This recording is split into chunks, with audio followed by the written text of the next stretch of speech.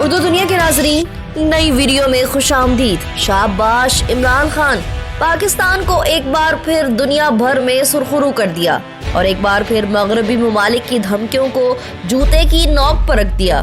جی ہاں ناظرین، پاکستان کی جانب سے امریکہ اور مغربی طاقتوں کو ٹھینگا دکھا دیا گیا۔ پاکستان نے مغربی ممالک پر واضح کر دیا ہے کہ وہ دور گیا کہ جب ہماری پالیسیز محض ایک فون کال کی مار تھی۔ صرف ایک فون پر ماضی میں ہماری حکومتیں نہ صرف سرنڈر کر دیا کرتی تھی بلکہ تمام باتیں منون تسلیم کر لیتی تھی۔ لیکن اب وہ دور بھی گیا، وہ لوگ بھی۔ یہ نیا پاکستان ہے، یہاں کپتان عمران خان کی حکومت ہے، یہاں ہرگز پرانی کہانی نہیں دہرائی جائے گی۔ ویڈیو میں آگے بڑھنے سے پہلے ناظرین آپ سے بھرپور گزارش ہے کہ ویڈیو کے بارے میں آپ کی جو بھی رائے ہو وہ ہمیں کمنٹ کے ذریعے آگاہ ضرور کیا کریں، اور اگر آپ نے ہمارا چینل اردو دنیا ابھی تک سبسکرائب نہیں کیا تو جلدی سے سبسکرائب کریں، گھنٹی کے بٹن کو بھی لازمی دبائیں۔ ناظرین، خبر یہ ہے کہ مغربی ممالک کی جانب سے پاکستان پر دباؤ تھا کہ وہ یوکرین اور روس کے تنازع میں روس کے خلاف سلامتی کونسل میں ووٹ ڈالے۔ پہلے امریکہ کی جانب سے کوشش کی گئی۔ امریکی محکمہ خارجہ کے حکام نے پاکستان میں رابطہ کر کے درخواست دی، جب دال نہ گلی اور آخر میں سنگین نتائج بھگتنے کی دھمکیاں دے ڈالی۔ لیکن پاکستان نے واضح کر دیا کہ اب ہماری تمام پالیسیوں میں صرف اور صرف پاکستان کا مفاد مقدم رکھا جائے گا۔ کسی ملک کو خوش کرنے یا کسی دوسرے کے مفاد کے لیے ہم استعمال نہیں ہوں گے۔ امریکہ کی جانب سے منہ کی کھانے کے بعد اسلام آباد میں تعینات ایک دو نہیں بلکہ 19 ممالک کے سفارتکاروں کی جانب سے پاکستان کی منت سماجت کی گئی کہ آپ روس کے خلاف ووٹ دیں۔ لیکن پاکستان نے ان کے سامنے بھی وہی موقف دہرایا کہ اب ہم کسی بھی تنازع کا حصہ نہیں بنیں گے۔ البتہ اگر آپ کو مذاکرات یا ثالثی کے لیے ہماری کسی بھی قسم کی مدد کی ضرورت ہے تو ہم حاضر ہیں۔ پاکستان پر دباؤ ڈالنے والے سفارتکاروں میں جرمنی اور فرانس بھی شامل تھے۔ 19 ممالک کے سفارتکاروں کا صرف اور صرف ایک ہی مقصد تھا کہ کسی طرح پاکستان کو لالچ دے کر بہلا پھسلا دیا جائے، دھونس اور دھمکیوں کا استعمال کر کے اقوام متحدہ کے سلامتی کونسل میں روس کے خلاف ووٹ ڈالنے پر آمادہ کیا جائے۔ لیکن یہ چونکہ ہماری آزاد اور خود مختار ریاست کا فیصلہ ہے کہ آئندہ پاکستان کسی بھی قسم کے تنازع کا حصہ نہیں بنے گا، کیونکہ ماضی میں ہم دیکھ چکے ہیں کہ پاکستان نے سرد جنگ کے زمانے میں امریکہ کا نہ صرف ساتھ دیا بلکہ افغانستان میں روسی حملے کے بعد امریکہ ہی کے کہنے پر مجاہدین کو ٹریننگ، اسلحہ اور پیسے فراہم کیے اور پاکستان کے قبائلی علاقوں کو ٹریننگ کیمپس بنوائے اور پھر افغانستان کو روسیوں کے قبرستان میں تبدیل کر دیا، اور یہ پاکستان ہی کی وجہ سے ممکن ہوا کہ سوویت یونین کو ختم کیا جا سکا۔ لیکن اس کے بدلے میں پاکستان کو کیا ملا؟ دوسری بار پاکستان نے امریکہ پر بھروسہ کیا جب 9/11 پر حملوں کے بعد امریکہ کے اس وقت کے صدر جارج بش نے دہشت گردی کے خلاف جنگ کا اعلان کیا۔ پاکستان اس جنگ میں امریکہ کا اتحادی بنا۔ ہماری سرزمین نہ صرف نیٹو سپلائی کے لیے استعمال ہوئی بلکہ فوجی اڈوں کو بھی امریکہ کے حوالے کر دیا گیا، جہاں سے وہ افغانستان پر بمباری کرتے رہے۔ پاکستان نے ہر طرح سے امریکہ کا ساتھ دیا، لیکن احسان فراموش امریکہ، اس نے الٹا پاکستان پر دہشت گردوں کو پناہ دینے اور دہشت گردی کی معاونت کرنے کا الزام لگایا۔ پاکستان میں دہشت گرد حملوں میں 60,000 سے زائد سویلین اموات ہوئی جبکہ ہزاروں فورسز کے اہلکاروں نے جام شہادت نوش کیا۔ اس سب کے باوجود پاکستان کو ہمیشہ تانے ہی سننے پڑے، امریکہ ہو، برطانیہ ہو، مغربی ممالک ہو یا پھر اقوام متحدہ۔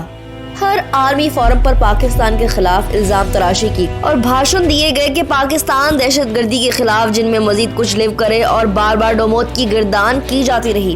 لیکن آفرین ہمارے اس وقت کے حکمرانوں پر جن کے کانوں پر جو تنگ نہ رنگی، اور انہوں نے پاکستان کا تشخص بچانے کی کوشش کرنا تو دور، الٹا ڈرون حملوں کی اجازت دے کر وطن عزیز کو دہشت گرد ریاست کا لیبل لگوا دیا۔ لیکن اب حالات وہ نہیں، اب پاکستان بالکل بدل چکا ہے۔ پاکستان اب مغرب اور سپر پاور امریکہ کی آنکھوں میں آنکھیں ڈال کر اپنی خود مختاری کو استعمال کر سکتا ہے۔ ناظرین، امریکہ اور مغربی ممالک اقوام کونسل میں روس کے خلاف قرارداد دے کر ایک تو جنگ بندی چاہتے تھے اور دوسرا اس جنگ بندی کی آڑ میں روس میں مزید پابندیاں لگوانا چاہتے تھے۔ اس مقصد کے لیے پاکستان میں 19 غیر ملکی سفارتکاروں نے خط کے ذریعے پاکستان پر اقوام متحدہ کے اجلاس میں یوکرین کی حمایت کرنے پر زور دیا، جبکہ پاکستان اس اجلاس کا حصہ نہ بننے اور یوکرین روس تنازع پر ایک نیوٹرل موقف اختیار کرنے کو ترجیح دی۔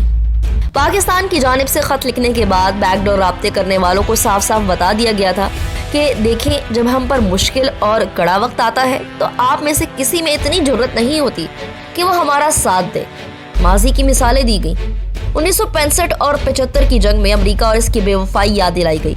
साथ ही 2019 का फरवरी भी याद दिलाया जब भारत ने पाकिस्तान की फिजाई हदूद की खिलाफ वर्जी की और नाम निहाद सर्जिकल स्ट्राइक का खोखला दावा किया। मगर इस वक्त किसी भी मगरबी मुमालिक ने पाकिस्तान का साथ नहीं दिया था। उल्टा अमेरिका ने पैगाम भेजा कि भारत के साथ डॉग फाइट में इनके साथ दिया जाने वाला F-16 लड़ाका तैयारा इस्तेमाल नहीं किया जाना चाहिए। ये बातें राब्ता करने वाले सिफारतकारों को बता दी गई कि पाकिस्तान असूली मौक़िफ़ इख्तियार करते हुए किसी की हिमायत नहीं करेगा। पाकिस्तान न्यूट्रल है और पाकिस्तान समझता है कि रूस को अपने मामलात अफ़हाम व तफ़हीम से हल करने चाहिए। बैनुल-अक़वामी अमूर के माहिरीन और तज्ज़ियाकारों ने पाकिस्तान के फैसले की न सिर्फ भरपूर पज़ीराई की है बल्कि इसे खुश आइंद भी करार दिया है। तज्ज़ियाकारों की राय है कि माजी के बरक्स पाकिस्तान किसी सियासी लड़ाई का हिस्सा नहीं बन रहा बल्कि अफ़हाम व तफ़हीम से मामलात को सुलझाने की तलकीन कर रहा है और पाकिस्तान की तरफ से ऐसा करना एक हैरानकुन अमल है क्योंकि इससे पहले पाकिस्तान ने खित्ते में सियासी धड़ों का साथ दिया जबकि इनका साथ देने का बराह रास्त असर पाकिस्तान की मईशत की शक्ल में सामने आया। नतीजतन पाकिस्तान को एक वक्त में बैनुल-अक़वामी तौर पर तनहा किए जाने का खतरा भी रहा। सवाल पैदा होता है कि पाकिस्तान यूक्रेन और रूस के मामले पर न्यूट्रल क्यों है। तो इस सवाल का अगर जवाब ढूंढा जाए तो पाकिस्तानी तज्ज़ियाकारों का कहना है चूंकि यूक्रेन और रूस के दरमियान तनाज़ा यूरोप की सर्द जंग का हिस्सा है जो यूक्रेन में जारी है। इस जंग में पाकिस्तान के बराह रास्त मुफादात नहीं है।